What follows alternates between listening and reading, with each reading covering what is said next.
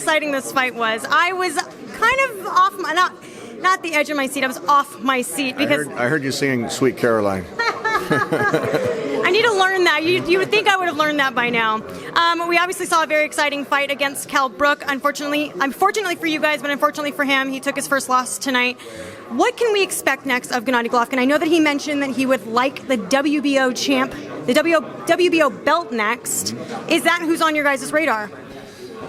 Well, it's always been on his radar to unify the titles. So Billy Joe Sanders would be the next in line. But I have to back up a little bit and we have to give Brook a lot of respect. He showed a lot of heart. He showed a lot of speed. He hit Gennady with some clean punches. It was an epic second round. What Abel says is that he would have beaten a lot of middleweights tonight, just not Triple G.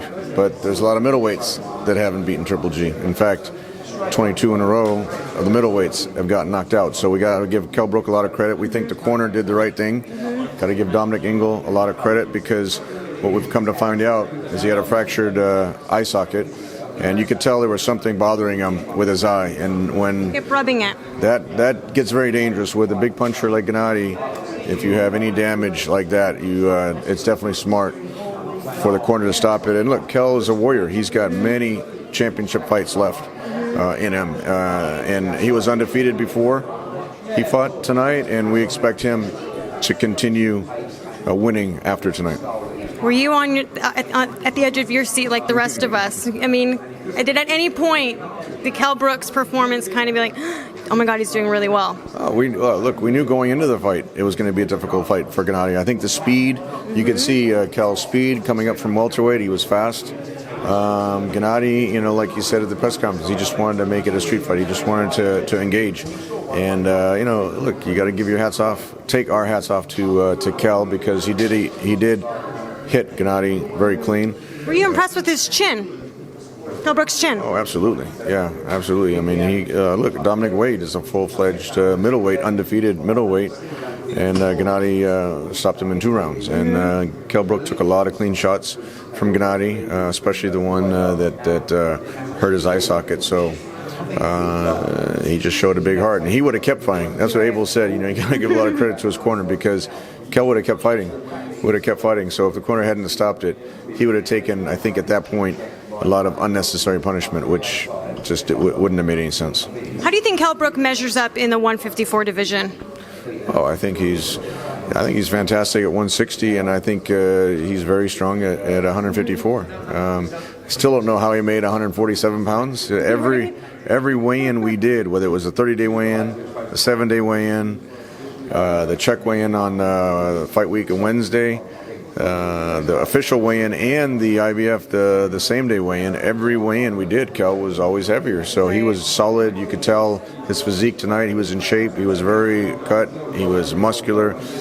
And you could see that he was able to take a lot of Gennady's punches. So a lot of people obviously want to see the fight against Canelo. I know we're going to have to wait until sometime next year, hopefully, and then we get it. What were your thoughts on Oscar De La Hoya's comments about not offering a split with the fight, but rather a flat fee? Look, we have a good relationship with Oscar, with Eric Gomez, everyone at Golden Boy. Look, we did a great Abel Sanchez making a cameo appearance.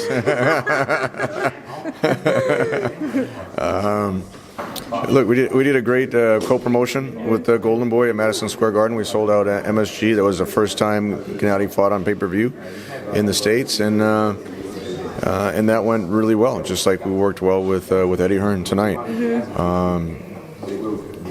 We really haven't gotten into any serious negotiations about that fight. First, we have to figure out exactly when the fight might happen. They've targeted September 2017. I think it depends a lot. Look, Gennady was in a great fight tonight. Canelo's in a big fight next week. He's fighting Liam Smith next week. That's not an easy fight. Some people are underestimating Liam Smith, but look, you don't know how Canelo's going to be going back down to 154. Liam Smith is very solid, and so a lot of things can happen, but certainly from our standpoint, it's clear the sooner we can make the Canelo fight the more we would pressure for that fight. But are you willing to settle at just a flat amount as opposed to a split? Because if he does fight him at 160 and Gennady is still the champion, he would be considered the A side. Well, look, when this is a third arena in a row, they sold out. My understanding from Eddie is that the Sky box office, the pay-per-views did very well tonight. So Gennady has clearly become a very marketable fighter. When he can sell out MSG, when he can sell out the Forum in LA, and then sell out the O2 here, I mean, certainly they were all great matchups, but it's definitely, you see the worldwide popularity growing for Gennady. So it's just a great promotion.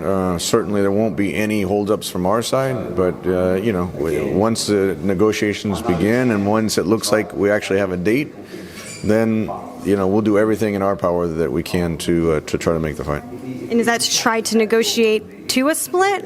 I'm going to keep pressuring you for that one. Some people may.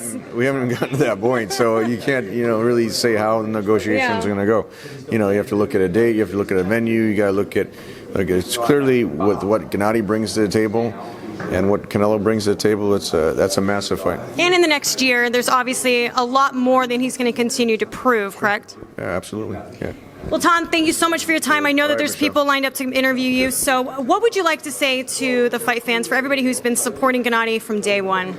Oh, we just appreciate, especially the UK fans that showed up to the O2 arena. It was such a great energy, but also the international fans. It was broadcast in over 100 countries. We've got to take our hats off to Sky. They produced a tremendous event, HBO. Without their support, without them launching Triple G on their platform, he wouldn't be where he's at tonight. RTL in Germany, it's the first fight with RTL, so we're really excited about that, and we just want to thank the fans worldwide for their support. Very nice. Bye, fight fans.